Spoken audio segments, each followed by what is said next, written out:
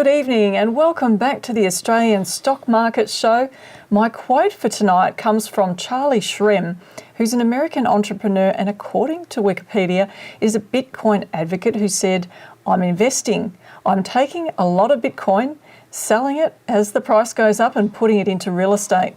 Because then if Bitcoin goes to zero, which it's an experiment, it could, I won't be on the street." This is from a person who has been heavily involved with cryptos for many years and was one of the founding members of the Bitcoin Foundation. Even crypto experts sell, so why do investors insist on buying and holding these high-risk investments?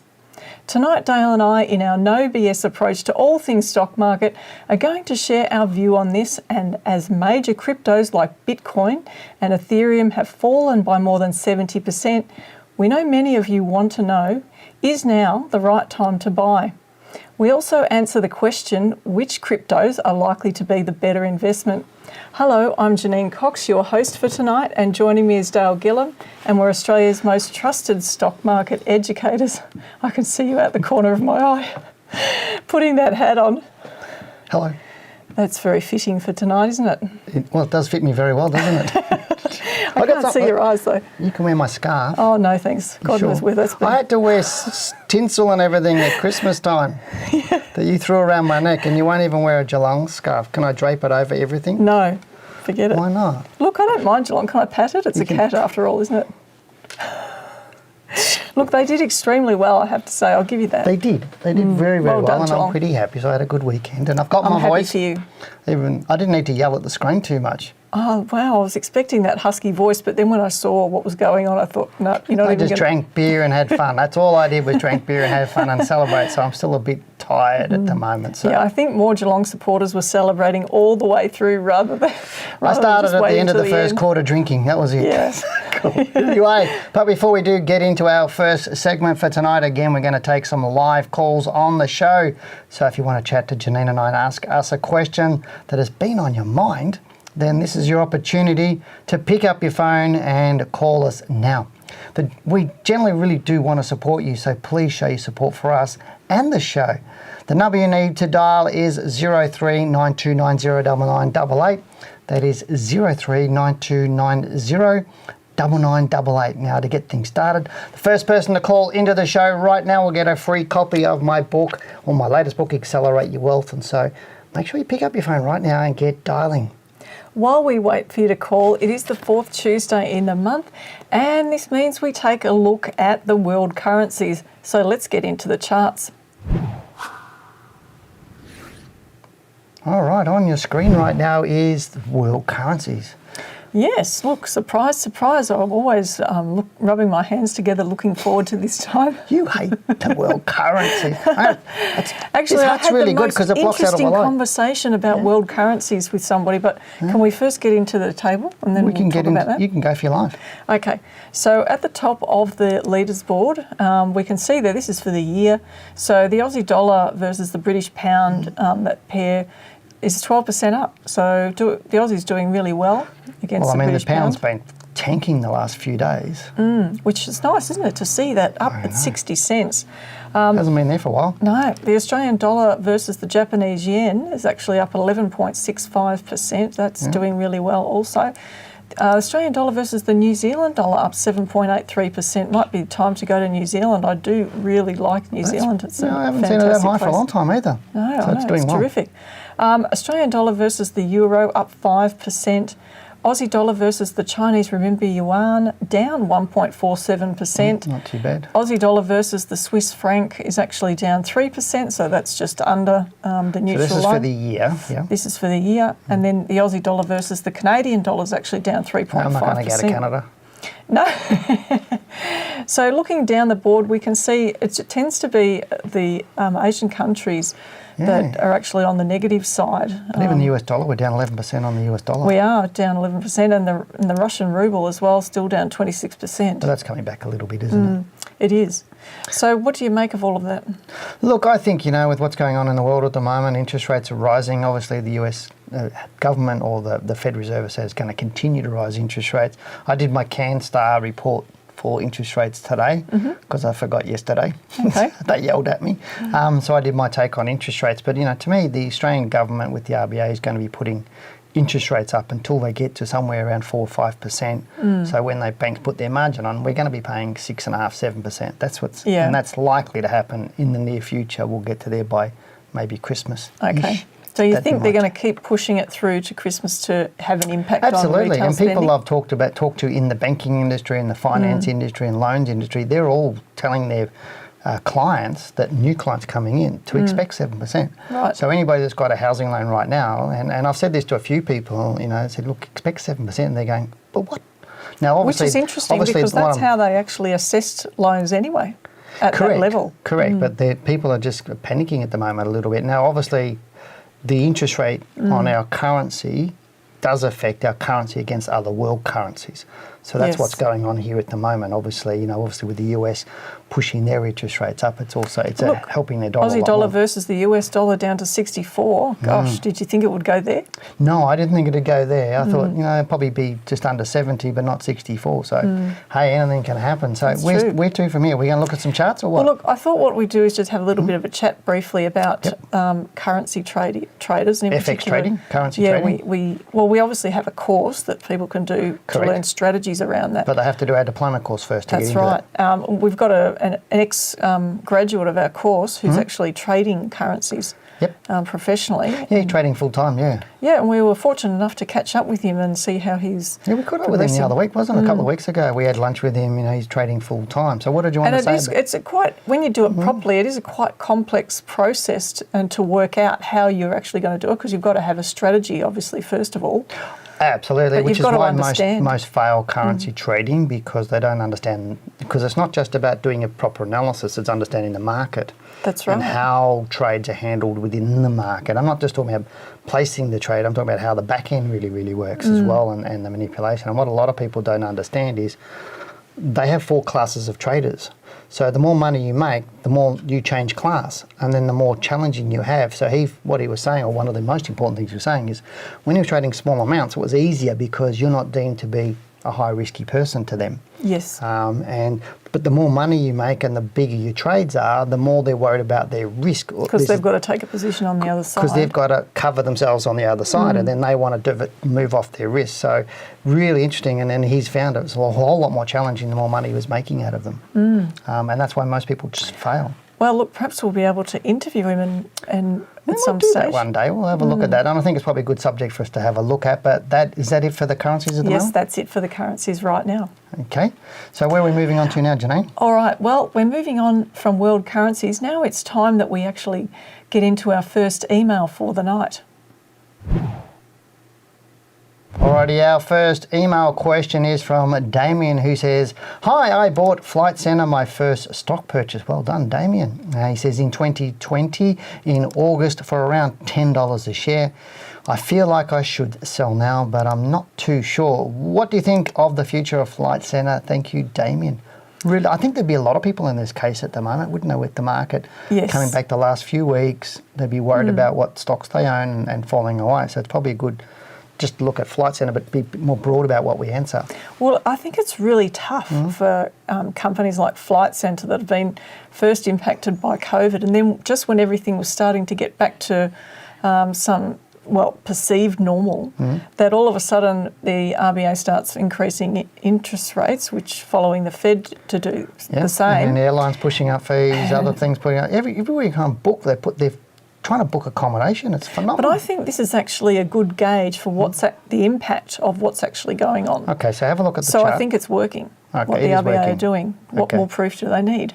Well, that's true. So can we have a look at the chart now? I shouldn't have to say that to you. You just normally go there in the first place. Yep. Okay, so looking at the chart long term, you can see it's a volatile stock for a start, just looking at the big picture perspective on it. So he's up about 40, 50%. He's bought it right at the bottom, pretty much, down here, which was I think I should employ him if he's done that on his first purchase. He's going to be an awesome trader. And then what's happened since, it's actually heading back down towards that. So I can understand why he's concerned, because it could, given what it's doing this month, it could keep falling. That's the risk with it at the moment. So looking at the recent move. It's actually fallen out of this sideways consolidation that we've seen on the chart that was providing some support. So I'm actually seeing it as potentially coming back to some of these levels here at 1367. It may very well head to at least that and possibly lower in the short term. Look, obviously as a trader, he's obviously bought it as a buy and hold. He didn't say that, but as a trader, we would have been out of this a long time ago. Well, you've got rules on there, there's trend here, lines, there's all sorts of things on there. But we're not saying for him to sell at the moment, we're just saying right now it looks a bit weak. Well, he just needs to decide what his exit is. But this is a prime example of why we need to have an exit strategy, because you will get more times like these on the marketplace, and you need to understand, well, how am I going to take my profits off the table and how am I going to protect my capital? Okay. Cool. Look, Dale, it looks like that we have a caller on the line. Welcome to the Australian Stock Market Show. You have Dale and Janine here. Who have I got on the line, please? Hello, Janine. My name is Willem. Willem. Oh, look, fantastic. Thank you so much for joining us on the show tonight. Oh, yeah, thank you for having me. My question is about Mirvac. It looks beautiful, almost back at the crash around March. Look, And Willem, you and I have keen on something your in opinion on that. Yes, you and I have something in common here, that when we look at a chart, we can call it beautiful. It's really a work of art, isn't it? So look, it is in a really strong trend down. So you're looking at having this, buying into this long term, or what's your plan here? At least medium term, yeah. Medium to long term. Medium to long term. All right, well, look, thank you so much for your question, and a great stock. All right, we'll get into the charts for you. All right, we can see a downtrend there, Dale, on the chart. I'm glad you think it's beautiful. I think it looks crap at the moment. Maybe I'm looking at it at wrong. My dark glasses instead of rose-coloured ones. Look, I think charts just look beautiful anyway, don't they? Well, you do. You used to have them up on your wall. Correct. It's showing the nerd in And you. on my kitchen table, and behind my couch, and behind my doors, and plastered all over the walls. Now, the real risk with this right now is that it may continue to fall, Willem. So this might not be the bottom. I think that property stocks are getting close to their lows right now, but it's just a bit of a question mark. And COVID's probably put that, it's sort of created a false, if you like, move. But we have to consider every move, don't we? Even if it was the nature of COVID, which was so volatile, we still have to consider that. So the risk right now is that it could keep going to take out this low. So what makes you think property stocks are near their lows? Well, I've just looked at a number of the big property stocks, and everybody was looking at the market and wondering whether the market was falling or whether it was going to turn around. And the issue that I had, I was just unsure at one stage, because I was looking at property, I'm thinking, well, it looks like it has the potential to fall further. Now, it's possible that we could see certain sectors of the market fall and others weather the storm better. So generally, you can see stocks like Wesfarmers, Telstra, some of the banks might weather the storm better than some of the property stocks that are first, in line to being affected by what's going on in the economy. And then we're seeing the miners as well. So I just sort of pieced those things together and thought, well, okay, they look like I hope they're you're falling. right. There's a lot of doom and gloom around the property market with so many builders going broke. Well, they've got to be getting close to their bottoms right now. Businesses can't get their staff to go back to the work, so therefore commercial property is, under pressure. There's just so many things in that commercial space that's hard. Well, look, let's just have a look at this on the chart for a minute, just as an example of how far it's gone from September 2021. We've seen a 40% fall. Now, often stocks won't fall too much further than that in one run before you see it turn around. So just continue to watch this space, I say. Hang on for your hats, basically. Well, it's the contrarian view, isn't it? You look for the doom and gloom, and you look to buy what's going down, but not until it actually confirms it's going up again. All right, Janine, we have another caller on the line. Welcome to the Australian Stock Market Show. You're on with Dale and Janine. Who have I got on the line? Yeah, hi guys, it's Dave. How are you? Fantastic. Dave, how are you, buddy? Yeah, going well, mate. Going Good, well. good. Unlucky about the Sydney Swans, though, eh? Yeah, but good for the cats. Yes, indeed. Yeah, But, good on you, mate. Good on you. You got a question for us tonight? MP1, I bought into it a couple of weeks ago. It's a bit of a roller coaster. Yep. I bought it around about $7.20. Yep. And yeah, I'm just wondering what your thoughts. I do have rules in place as far as the stop loss is. I've got it at $6.50.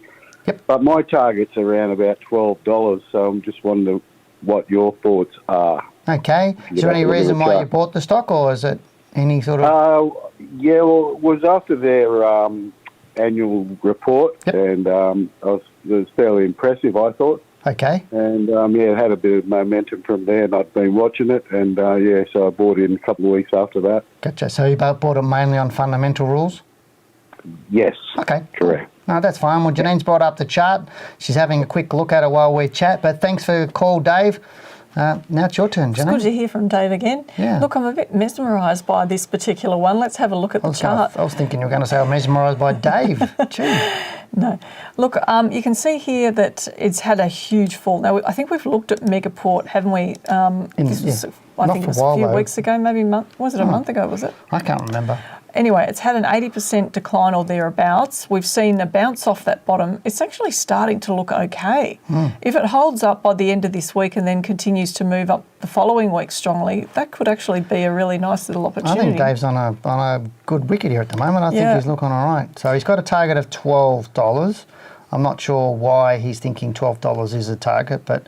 I'd say that it's a fair call. I think it's a fair call. I think that would be a bottoming target, wouldn't you? Probably the bottom of the range, but look, I mean, if it takes out the low of this week's bar, then I'd be thinking it's heading back down for a test of that low. So just a little bit too early, yep. Yeah, so that's the view. Geez, that was quick, wasn't it?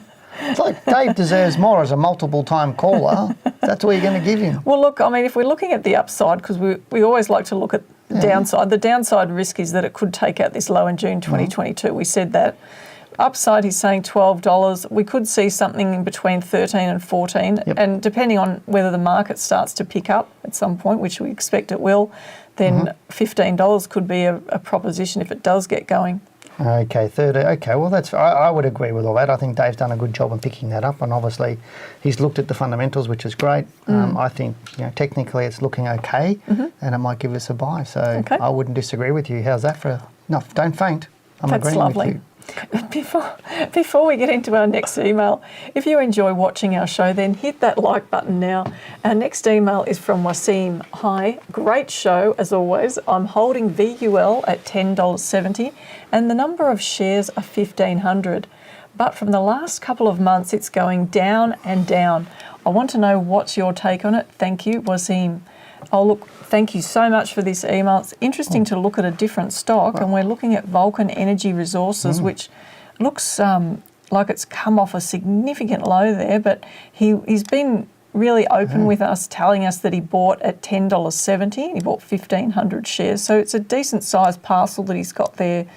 But it actually fell at least 50%, so he would have been down and really concerned about that for a while. But the way it's unfolding is really interesting because it's very similar to what we just saw on the previous stock in terms of a bounce off the bottom, a nice little setup.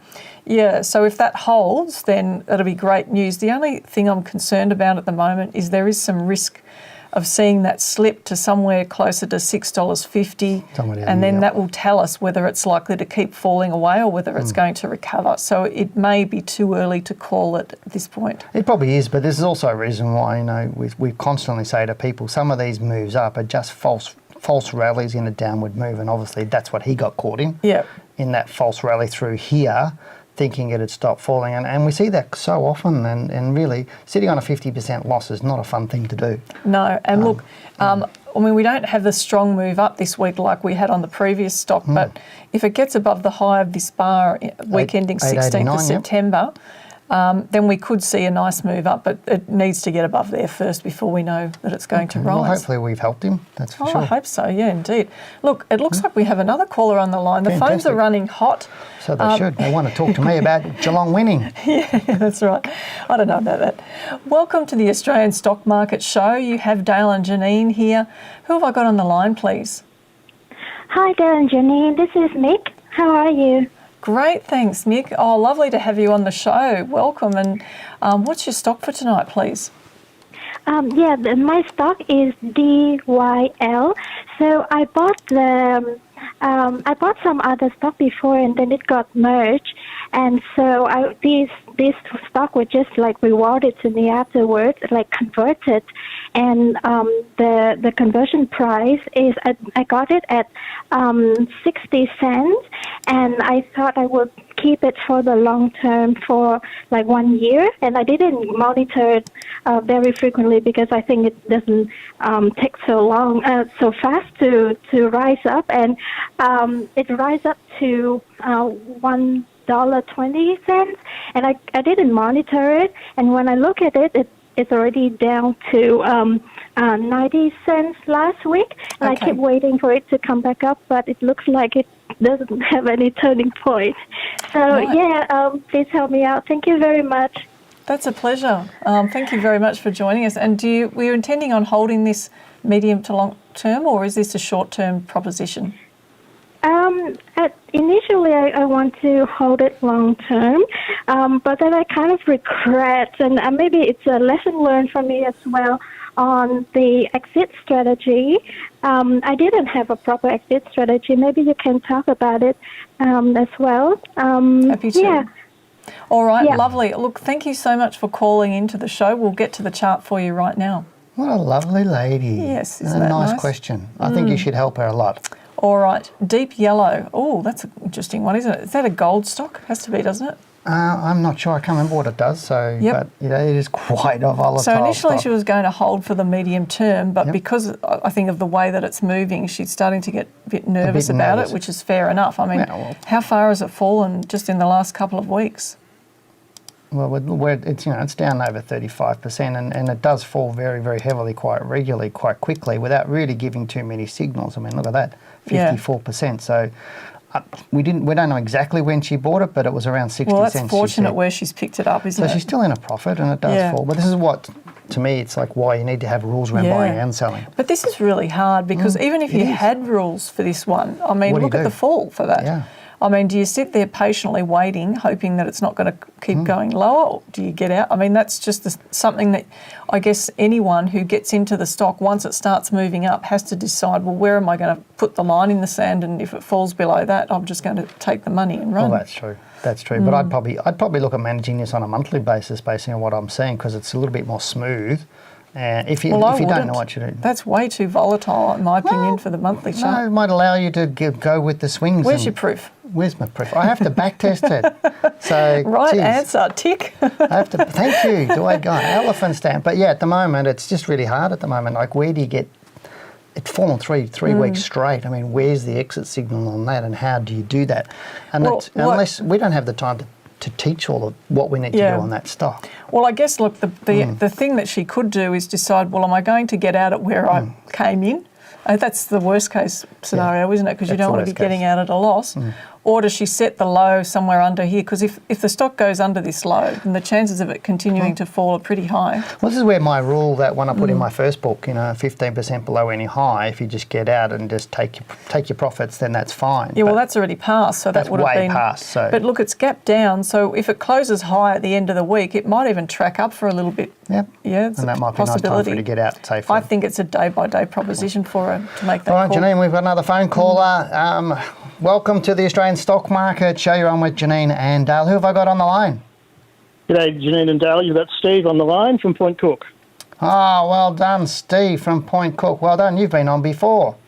I certainly have. I was talking about brass monkeys and welders. Yes, you were. God. You got a question for us tonight, Steve? Yeah, I do. Did you work out what ATB stands for?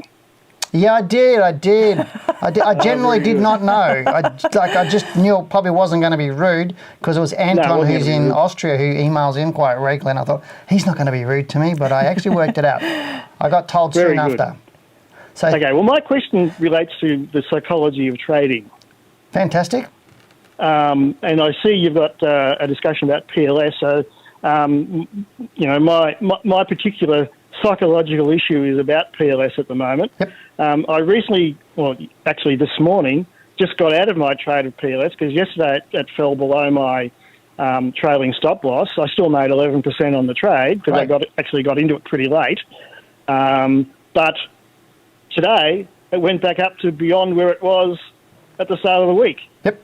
So I'm happy to get the 11% but I'm a little bit bummed that, I could have stayed in the trade and perhaps be looking at more. Now, my decision might be vindicated later in the week as the week unfolds, but maybe you can have a bit of a talk about, how should we really feel about these situations? Good question. May I ask you why you sold it? Well, it hit my trailing stop loss. So last week I actually had a look at where I was and had a bit of a think about where, I thought it was going to go, because it actually had been going up for quite a while. I thought, look, it's probably going to run out of steam. And yesterday it fell below my trailing stop loss level. Yep. And I followed my rule and I got out and I still made 11% on the trade. But today I could have still been in it and still be just as happy. Yeah, there's a thing called buyer's remorse and there's also a thing called seller's remorse. So, but when Janine and I are mentoring students, and we do that all the time with students in our course, and when this happens to one of our students, I have one word that I give them, and the word is next. Boo-hoo. No, it's not boo-hoo, but it's next. It's done. You followed your rules. And Janine and I talk about trading well with our students all of the time, and I know we've mentioned on this show. And trading well means following a plan for your buy and your sell and managing that well.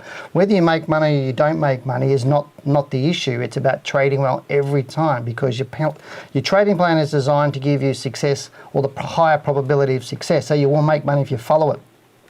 And as you've heard Janina say a couple of weeks ago, I think you said, the biggest mistake people make is not following their plan. You followed your plan, so I'm always going to shake your hand and say, well done, but I'm also going to say, next, move on. It's happened.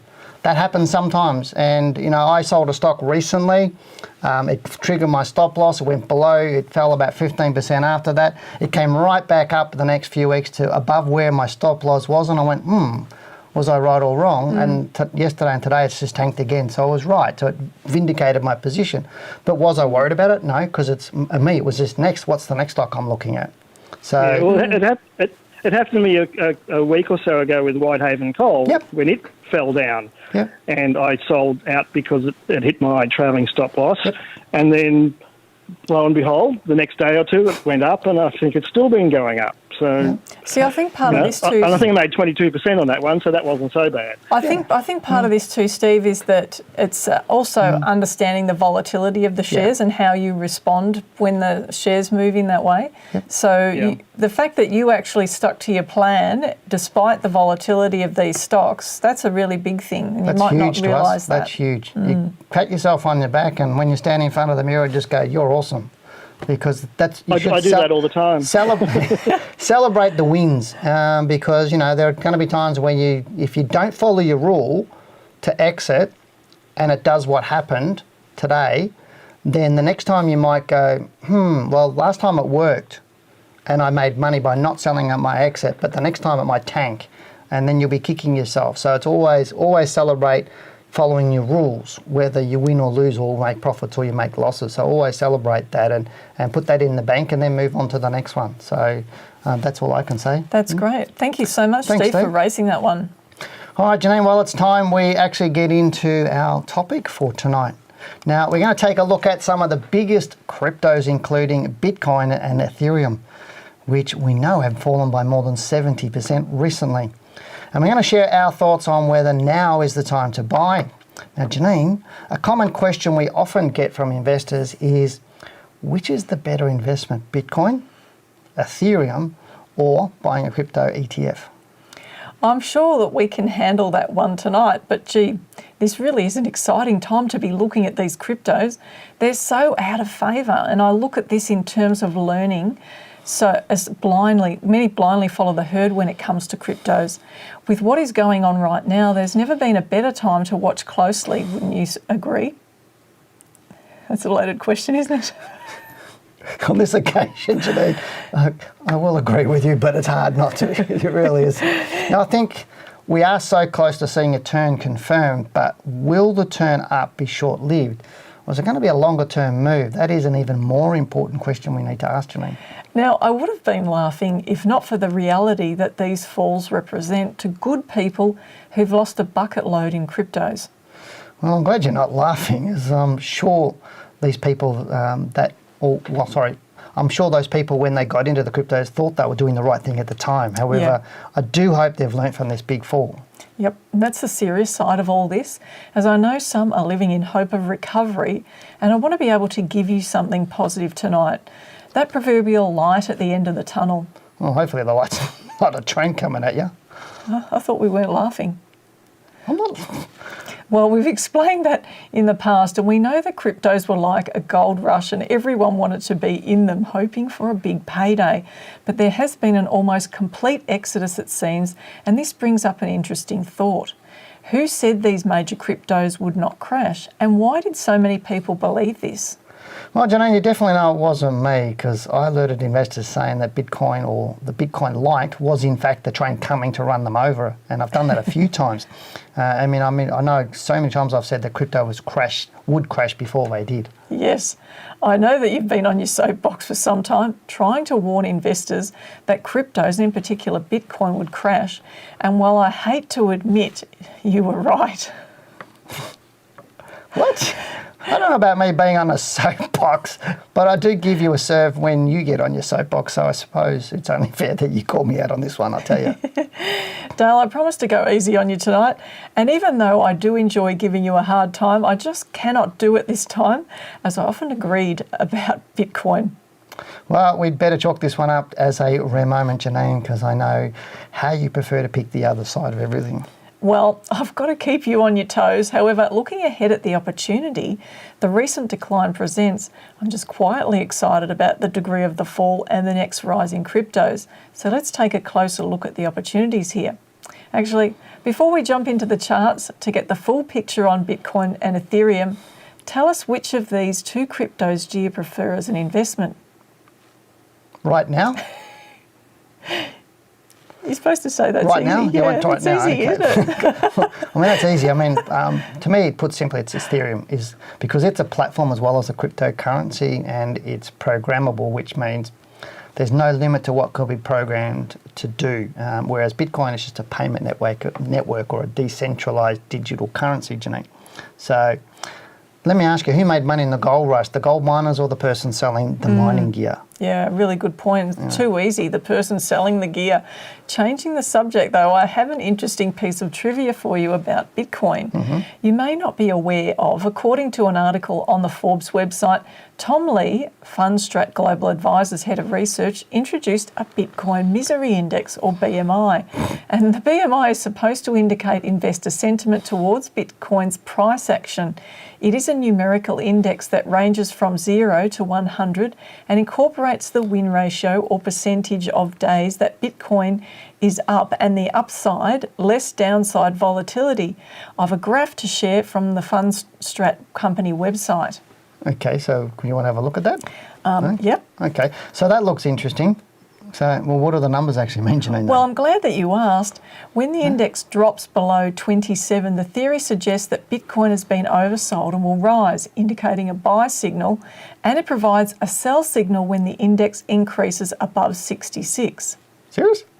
Serious. Geez, that really looks like so simple. I mean, so I don't have to turn my brain on to trade Bitcoin. That's really what you're telling me. So it can't be that simple, Janine, as these things never are. You know, but I really strongly suggest you consider using a BMF, or before you're using a BMI was bloody Bitcoin misery index or something, isn't it? Something like that, or any graph to decide when to buy or sell. That you never use these sorts of things in isolation. What I strongly recommend is always do your analysis, your own analysis directly on the price charts first. But you'd also be wise to track the effectiveness of this BMI before you decide to use it. Now, I don't know if you've been watching long enough, my mantra is believe nothing, test everything. Now, would you just mind stop tapping on the table for me a minute? I know you're excited about this graph that's coming up. I'm still excited from the weekend. Go Cats. Now, here is a more detailed example. You can see the date across the bottom of the Bitcoin chart. Now, this is an older chart that I've got here. Yeah. It's an example. I couldn't find one actually. It's more up to date, but it just illustrates the point. Now, the top is a BMI index. So this is what this is showing. It's showing, so you can see how moves in the Bitcoin. So you've got the shaded area. You can see how moves in the Bitcoin chart correspond with the BMI. So the red area below the solid line shows where the index is moving towards and away from the green buy signal line at 27. So see this green line here at 27? When it breaks below that, that's where it's saying it's a buy. The blue area above indicates Bitcoin is headed towards a point to sell, which although not shown, occurs when the blue graph trades above 66. Notice how the red part of the graph does break below the green line. So you've got all of these points here. And observe how the Bitcoin chart bottoms or levels out at around the same time before it's trading up. So it appears to be useful because this is tested over 8 years. Now, while this looks simple, these things are unlikely to be reliable all of the time, and therefore you need to use proper rules to make decisions to buy and sell, and you may decide to back that up by looking at the BMI, or the BMI could just be a guide so you know how the financial industry see Bitcoin. The beauty of having good rules is you can apply your rules not just to Bitcoin, but any crypto or ETF for that matter. In fact, anything at all that has a price and can be traded. Okay, so the message from us is do not trust one indicator blindly. And if you do incorporate it into your approach, make sure you study how it works over a long period of time to confirm for yourself its effectiveness. Wise words. Again, I'm waiting for you to say something I won't agree with. Well, Janine, Geelong won the grand final. And all's right with the world. Okay. The balance has been restored. The karma's all happened. So you might just have to wait. Okay. But that said, I'm not convinced that Bitcoin is longer term bullish yet. So you haven't convinced me yet. Now, how do I argue with that? Looking at the Bitcoin bar chart, there are buy rules that would get you in. And as with stocks, it is possible to determine rules that have a high probability of success. Okay. You are correct, but is the move short-term or long-term? So how about we just get into the charts, as everyone is really waiting to hear our view as to whether now is the time to buy cryptos or a crypto ETF. Okay, let's get into the charts. Now, one thing I want to say just before we look at this is Bitcoin AUD, right? So there's a few charts here. Before I did that, on that other chart you had with the BMI thingo. Yes. Okay. It looked like that worked really, really well. Yes. At the end of the chart, that was 2018 before Bitcoin tanked. Correct. So there was 5 periods, 2 of them it tanked after the signal. Yep. So to me, that's okay. But I just want to caution people not to just go, oh, that's going to work every time. That's right. Because those times when it went down afterwards, you would have lost a mozza of money. That's right. So that's where you've just got to have something else to back it up and be really careful. Yeah, have other rules around it. Okay, now you can take over. I'll shut up. Now we're looking at the chart of Bitcoin BTC. It's Australian dollar version. Now we can see with Bitcoin we've had huge falls. So we're talking 70% falls. Yep. Now we know that in a lot of cases, stocks or markets, when they hit that sort of a degree of fall, at some time around that level or thereafter, we'll see a turn. Now, it's not to say that it couldn't fall to 90%. It could. Correct. And that's the risk right now, because if these cryptos continue to take out these lows here, or even this low here, which is the one in, I'll show it on the monthly chart. Bitcoin's done that before. It has fallen 90% before. So even if we get a short-term rally, which could be good for short-term traders, we may see it take out this low, and we're not. And how do you determine that? That's what a lot of people are going to be sitting there asking. So this is where having rules and being able to get into a stock at a reasonable point is all you can do, and you've got to set a stop loss. Yeah, that's the challenge, isn't it? I did this I actually did Bitcoin on one of our live forums with our students a few weeks back, and I showed them all the timing moves on it and how it does and how you could trade Bitcoin really regularly. Yep, terrific. They would have been excited about that. Yeah, because I hadn't done it with our students and graduates before, so I went and actually showed them how they could actually trade Bitcoin, and I think, there is a short-term move there. I'm not convinced it's a long-term move at the moment. Yep. I'm really not convinced, but it could be a short-term move. Okay, so what are you saying that you need to see? That's the question. I'm not telling you. Well, we've already seen a bounce out of that low, so that's a start, isn't it? It is a start, but we've seen bounce outs of those lows before. So what's gonna make it continue to rise? And look at the volume there. Yeah, I know, it's massive volumes, isn't it? A lot of people. So look, there's some good signs there anyway. So what else have we got? All right, so look, I just wanted to quickly, I'm going to pass over this just to show the comparison. This is actually the Bitcoin index. So you'd expect Bitcoin to obviously be tracking that pretty closely, which it is. Ethereum is another one. So that's your preferred choice over Bitcoin. Yeah, because they do a lot of other stuff. Because other things like social coins, Ethereum help them somebody launch a social coin, which is like a frequent flyer card. You know, like your Coles thingo that you get for frequent flyer points. Fantastic. So people are launching that using the Ethereum platform, and then the money coming through from that, they can then get in Ethereum, and then they can convert that to Bitcoin and then US dollars and whatever they need it to. But there's lots of stuff Ethereum does, so that's why I like it. Great. I mean, what this chart shows me long term is that we're in the really early infancy of these cryptos, really. Everybody thought that they were just going to keep going up, and you've identified that there was a potential crash ahead. Yep. Which has now occurred. And so this is the best time, if any, for people to start watching these carefully. But right now on Ethereum, there's nothing to indicate on that weekly chart that it's rising. So what excites me about these is you can see the volume over the last 2 years is a lot higher. When you get higher volumes, you're getting more consistency. When you get more consistency, it's a much more tradable instrument. Well, look, just as an idea, because we like to put trend lines on things, don't we? And I don't know if this is a valid one yet, but we're just going to put a line down there. It has actually crossed over the line. So that's interesting as a start, isn't it? It is a start, so it's looking good. Yep. All right, now this one's Ripple. Now XRP, it's in Aussie dollars as well. And we can see this one's actually fallen 83% from the recent low. Now the all-time high, if we look on the monthly chart, is way up here. And this is really skirting along that bottom there, potentially found support. We've seen a huge rise, and I noticed there was a fair bit of commentary in the articles coming out, people talking about this, but don't just jump in because people are writing about it, because that could be a sucker's rally. Well, they'd be writing about it in these chat forums, Bitcoin forums and stuff like that, because they've seen it gone from 50 cents up to 90 cents nearly. It's incredible, isn't it? So what sort of let's just have a look at the sort of rise that this has had. It's a massive rise. So there's a 47% over rise. a week. So you'd be getting, crazy, and that's where you got to be careful with people following the herd, or that sort of stuff, which you talked about earlier. In the thing. Trying to get in now after that rise. They're writing about it after the rise. Yeah, you want to be in before it does that stuff, not afterwards, because you can't get yesterday's returns, and that was last week's returns. Yeah, that's right. So it's what is it going to do in the next week or two, and that's debatable at the moment on Ripple, isn't it? Yeah, well, this is interesting because Ripple is actually a platform, and they actually have Ripple XRP, which is their cryptocurrency. Yep. So, if this thing does well, it means a lot in terms of what's happening in the tech space, and I think that we need to see cryptos like this recover to know that that's all going forward. Okay. So let's just have a look at a trend line on this one and just draw that down from here.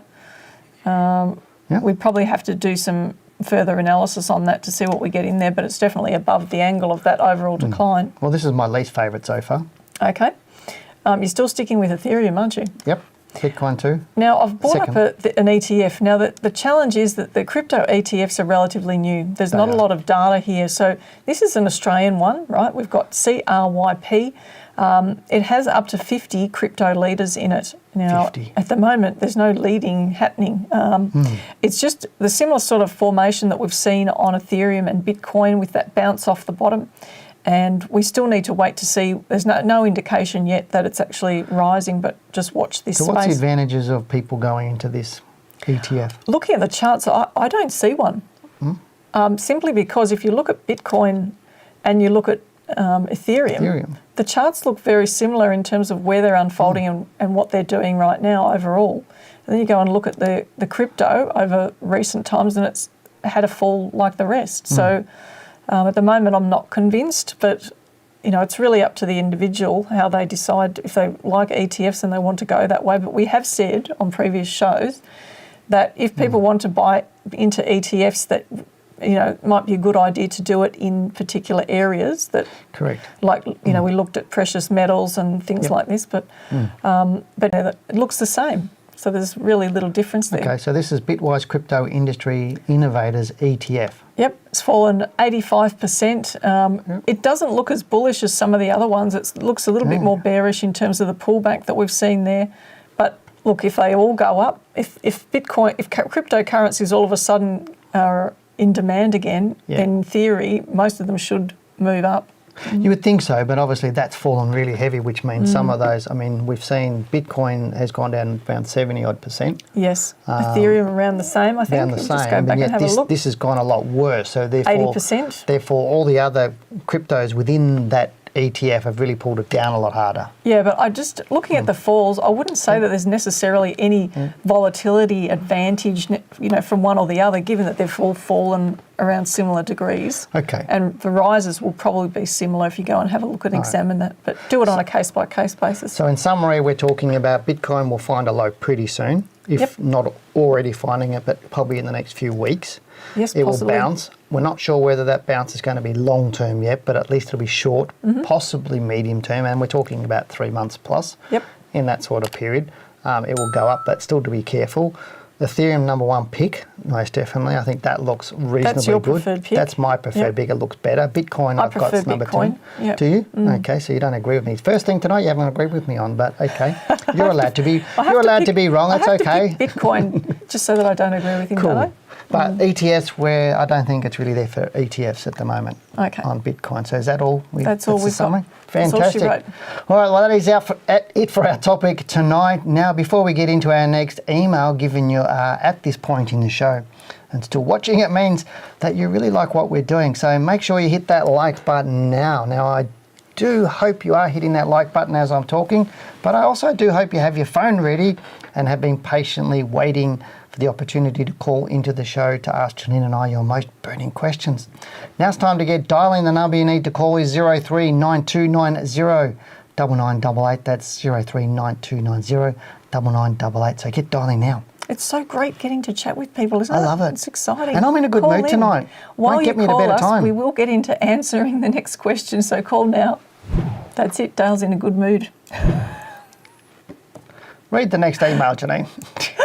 Our next email is from Kyle, who says, "Hi Dale and Janine, I am looking at XRO to buy for the long term, but I'm unsure if it is likely to enter a bearish phase. Would you please have a look at the stock for me? Thanks, Kyle." It's already in a bearish phase. So it's not entering, it's already in it. Yeah.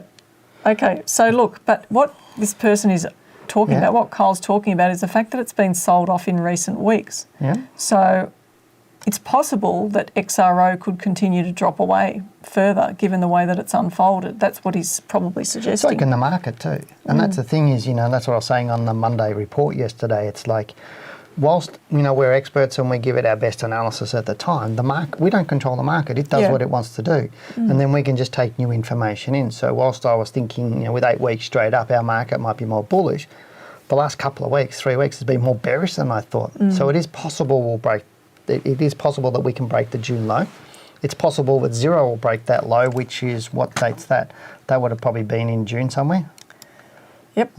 So it's possible that zero could break the June low, but it's also possible it could not fall below that low there of 72.53 and then all of a sudden turn. Well, and if it that does becomes do that, mind-boggling, doesn't it? And that's what I was saying yesterday. That's But an what's exciting going to move. cause this sort of rises? That's the question, because, you'd have to think that the RBA would have to ease off for that to happen, given where things are at. It's like you're getting a lot of people saying, recession, blah, blah, blah, all that stuff, and all this doom and gloom, and people saying, the market's a basket case now because of the US and Europe and etc. But I keep going back to Buffett's quote. When do you look at buying? That's right. If the bad news is already out, If stocks like this have fallen, how much, Yeah, how can they going to fall much further? How much fall are cryptos going to fall, for example? I don't know, but I actually like zero, and I think it's worth watching. Yes, so do I think it is technically still bearish, but I think we might find some support soon. But don't jump early because you might be catching a falling knife. That's exactly right. Anything else you want to say? No, I think you covered it. All right, our next email is from Rebecca, who says, "Hi, I'm looking at some share CFDs and wondered which brokers are prone to these long downward spikes that don't seem to occur in the market, just within the broking platform." She goes on to say, "I've seen them on a city index demo platform in the past. I think the term for it is, or it involves over the bench or something, but I can't find it. Can someone tell me what it's called?" Dale's mentioned before that the spikes before and thinks that they're intentional. And I know Dale likes CompSec, but I'd really like to use a guaranteed stop loss. So in Warren's words, I can sleep at night. Thank you, Rebecca. support Over CommSec. the bench, it's over the counter. It's over-the-counter products, but I don't support CommSec. I don't care what broker you don't use. care what broker it is, but you might have just said that, some of the big banks like CommSec, Yeah. like Commonwealth Bank that has Well, CommSec. most people, I mean, if you look... At least Commonwealth Bank actually has a brokerage firm Correct. of their own. I mean, that's the difference, isn't Not it? all, and that's the thing. That's why I probably prefer CommBank over some other ones. But Well, because you need to understand what. about your money in your broker's accounts and what we should be doing. So I'm going to answer that on next Monday's Great. show. So if you don't understand brokers and how they deal with your money and what's safe and what's not safe, because they were asking the question about, should I leave my money in my broker account? I'm going to answer that next Monday, so make sure you watch next Monday's video. But to me, it's CFD providers, they're all market makers. I don't think we have any more direct market access ones anymore, do we? Or we might. If there might be one. With market makers, all these over-the-counter products, they're not. So basically, they're trying to mirror the market, but those spikes happen because things might happen like dividends paying, options expiry. There's a whole range of different things that happen, and obviously but I don't think, I wouldn't use a guaranteed stop loss on a market maker at all. I'd just be using, and it's not about the sleep factor, and I understand about that. To me, it's about having the right rules, and if you've got the right rules, you don't need to set a guaranteed stop loss. Because what we've worked out is they're too costly for what you're doing if you've got good stop losses, it's far cheaper. All right. Well, you heard it now. Looks like we have another caller on the line. Wow, Awesome. The phones are running hot again. So they should be. Welcome to the Australian Stock Market Show. You have Dale and Janine. Who have I got on the line, please? It's Sunny from Perth. How are you doing, guys? G'day, Sonny. How are you today? Oh, very well. How are you? Good, thank you. Should I sell it or keep it? The fundamentals are very good, and the announcement they got quite good too, but they keep coming down. And when you went into this, was it for the short term or the long term? Medium, but I bought it for 88 cents. I'm just a little curious, especially after yesterday and today. And did you have an exit strategy planned? Not really. That's well, enough. I thought I would sell around $2, but I don't know if it's going to happen. Okay. So your exit was to get out if it hit $2? Yeah, that's it. Okay. Look, so he's marked it up nicely. Thank you. It's a pretty green line. That's all I Yep. put on there. So he got in at 90 cents. Yeah, and 88 cents is pretty close. Yep, and he's hoping for it to get to $2 Yep, as his exit strategy. yep. But would So- you have bought at that point? It depends when he bought. If he bought, If he bought there or he it's bought beautiful. there. If he bought there, I probably wouldn't have gone into that, that's for No, sure. that was really risky. If he bought over here, which was in March 2022, that would be a really nice little entry. But then he hasn't, because he hasn't had an proper exit strategy, he's got stuck in the volatility of all of this and just ridden the roller coaster ride. Yeah, I don't have any good news for him at the moment. All I can see is more downside. Well, it looks risky right now, doesn't it? The thing is, it's people get wrapped up in some of these good fundamentals because companies go, here's good fundamentals, and people go in to buy them because of that. But then those fundamentals will change. Yeah. And often, you'll see stocks fall away after record profits or good fundamentals are released because the big end of town are buying way earlier, waiting for those. And so they're buying the returns for the future. Yes. Whereas I find a lot of investors buy the returns from what happened in the past. Exactly. So what investors are doing, wait for the reports to come out, they hear the great news, they're buying on that instead of... and the And you notice institutions are how the selling into media that. doesn't pump out what the forecast is? They'll No, pump they out don't. what's the net profit. Definitely not me. Well, look, I mean, how do we help Sonny here? I mean, the first thing is he's got to have an exit. Got to have an exit He's got to strategy. decide where his bottom line is. Yeah. It might fall for another day or so, given that it's fallen like that, before we know whether it's going to find I support. think he needs to make sure, I think he needs to come up with an exit, Yeah. carve that in stone and then take whatever that is. I think that's what he needs to do. It's a shame, isn't it? Because it's got this huge resistance now around this level because of these tops here. All right, Janine, now we have a question from a lovely lady called Gillian who says, hi, Janine and Dale. Last week you came out in favour of large caps over small for convincing reasons. Now, especially in volatile times. Yesterday I got nervous about my holding in Pilbara Resources and sold it at $4.50. Today it's on the rise again, but I'm wary of re-entering. Instead, I wonder what your thoughts are on ETFs for small industries like lithium, hydrogen, rare earths. I have HGEN and SEMI, or semiconductors. I'm looking at LIT US, which is a global lithium ETF. Look forward to your input. Now, I note Janine is talking on rare earths such as IXR relative to Linus. Regards, Gillham. That's very nice of her to So that was mention. your podcast, wasn't it? Yes, that went out she's quick off today. the mark. Yeah, it only went out today, so fantastic. So very good podcast. Listen to it if you haven't done it. All right, then, look, I mean, let's have a look at that chart, shall we? We can see how strong that rise has been. So I can understand her feeling a little bit nervous after such a big rise at falling away, but it really hasn't given us any indication. Well, no rules to exit. No rules to exit on that weekly chart yet. Yeah. Let me just have a look at the daily chart to see, and even nothing there either that I can see that, you know. Can I say I think she's panicked? Yeah. I think she's emotions have got her and panicked. And she's probably made some money on that, and she's panicked and exited, and then like I was saying earlier to Steve, was it Steve, wasn't it? Yes, Dave. Steve. Yeah, Steve. Steve, you have buyer's remorse, but you also have seller's remorse if you're selling things go up. At the end of the day, you've sold, you've cleaned up whatever it is, move on, get on with something else. Yep. And unless this stock tells you it's strong, you wouldn't buy back into it right now. Yes, correct. You don't try and chase it again. So, end of the day, I think she's made a mistake in exiting. Because getting into stocks like that again, it's really hard when they've blown off like that, isn't it? It is. Just take your money and run and look at something else. I think that's about it. Anything else you want to say? No, I think you've covered that well. All right. Well, that's our thoughts on PLS. You've been asking us questions, and each week we ask you for your thoughts. Last week we asked, what is your opinion on short selling? And were you aware that your super fund may be lending out stock to hedge funds and other financial institutions to sell, which could cause the price to fall? And we want to know, would you like to know how short selling works and how it can impact your savings, particularly when there is a market decline? It was great to see a message from Jay. Thank you for your response. Jay said, I listened to one of your old podcasts interview with an expert from the US, and he was supportive of short-term selling, saying it brings liquidity to the market. So this topic is contradictory in itself. Short selling, in fact, is very detrimental to the company's market participants. Instead, should be supporting the companies. If companies are performing poorly, market will automatically re-rate them. How do we find out if our super has lent shares to these so-called short sellers? Thanks, Dale and Janine. Well, I'd say the old argument is liquidity and volatility.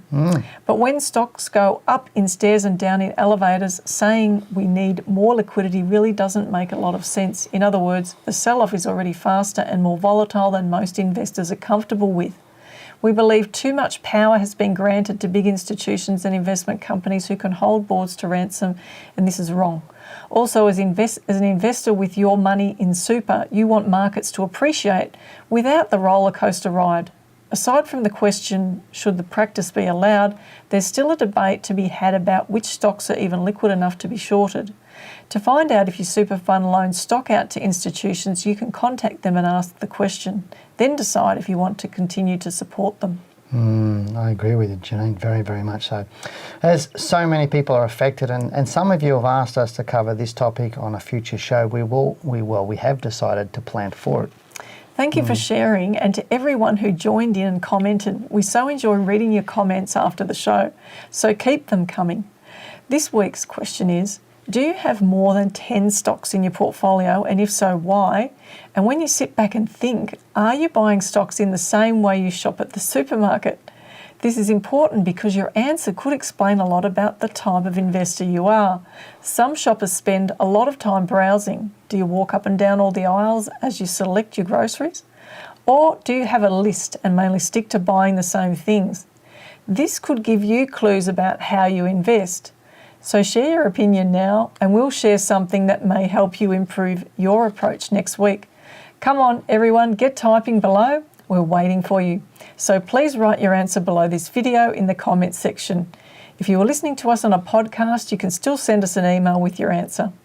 Before you do, give us a 5-star rating and review on whatever podcasting app you're using. Now, if you enjoyed tonight's show, give the team a really big thumbs up. Just go below. So there's a big like button down beneath our video. So please click that right now. Let everybody know that you've enjoyed the show. That'd be nice, wouldn't it? If you want us to answer your questions, then watch our show next Tuesday between 7 and 8 p.m. pick up the phone and give us a call, as we'd love to chat with you. If you are not able to watch live, you can email your question ahead of the show. You do this by sending your email to info@wealthwithin.com.au, and remember to include Wealth Within Live in that subject line. You weren't going to let me grab it, were you? Go Cats. We really appreciate your support, and you can show yours by subscribing to our channel and hitting that subscribe button now. Okay, well, that is it for tonight's show. We do hope you enjoyed what we presented tonight, and we've so enjoyed receiving all your emails, and thank those who called into the show. We love the opportunity to chat with you personally. As always, thank you for joining us, and we do hope you have a great week. But for now, goodbye, good luck, and good trading. Bye for now. Go Cats. I can't get it off.